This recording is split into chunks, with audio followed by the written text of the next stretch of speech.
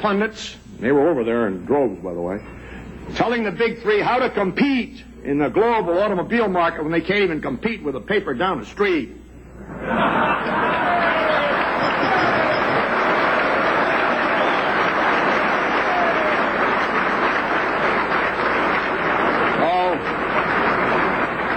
That'll get me a hell of an editorial in the morning, right?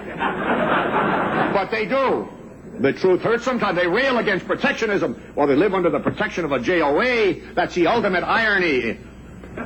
The standard line is that Japan's protectionism hurts Japan more than it hurts us.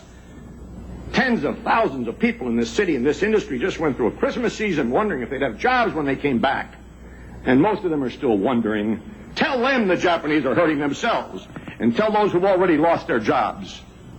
The Japanese and their chrysanthemum club apologists in this country, and I call them their economic pacifists, are always warning, oh, Jesus, no quick fixes. As a result, we get no fixes at all. I got news for them. It's high time for some quick fixes, and then they should be followed by more permanent repairs. Well, now I'm getting into the question time, so let me try to wrap this up. Somebody said in the papers when I was hot under the collar, I didn't say a damn thing over there. I wasn't hot.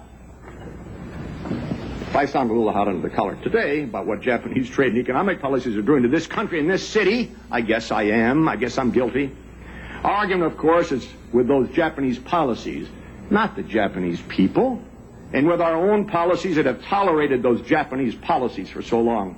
Both must be changed and changed fast, mainly in our own self-interest, but in the long run, for the good of the Japanese as well. After all, 40% of Japan's whole economy depends on the U.S. market. I warned them in '85. I said, you guys are protecting the wrong market. You're protecting the market in Japan. You should be protecting your market in America, because you'll die without it. A hell of a salesman, right? They didn't listen to a word.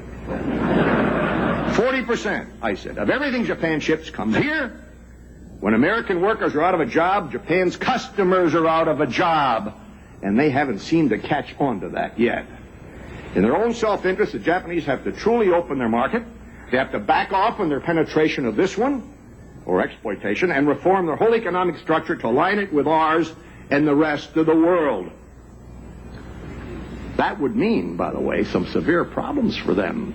Maybe they would even have to taste recession for the first time, deal with some unemployment, close a couple of plants, oh, God forbid, and accept some of the responsibilities and the pain and the dislocation that comes with living in a global economy.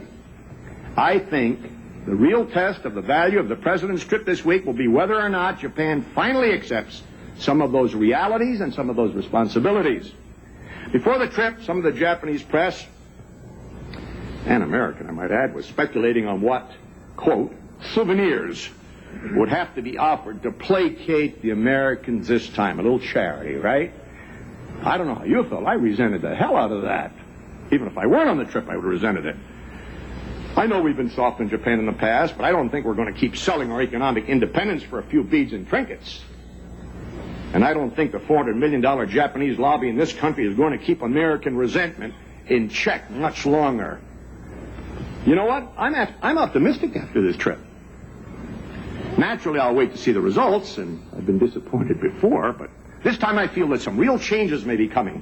This trip was more than show. I know some people both here and Japan said that Stemple Polling and I were being used.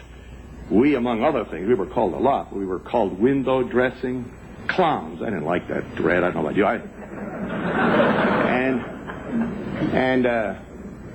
Somebody, I think he's at the head table, called us, maybe we'll end up potted plants. That really hurt. Dingle, that really hurt. Well, I can't speak for anybody else. But if I can help the President of the United States convince the Japanese government that Americans won't tolerate their predatory, mercantilistic attack on this industry and this market any longer, then I'll be glad to sit around like a potted plant all day long. But if they keep pretending they don't understand the rules, if it turns out that they stiffed the President of the United States and sent him home with only a few souvenirs, then I'm going to become the loudest damn philodendron you ever heard from. And I hope every one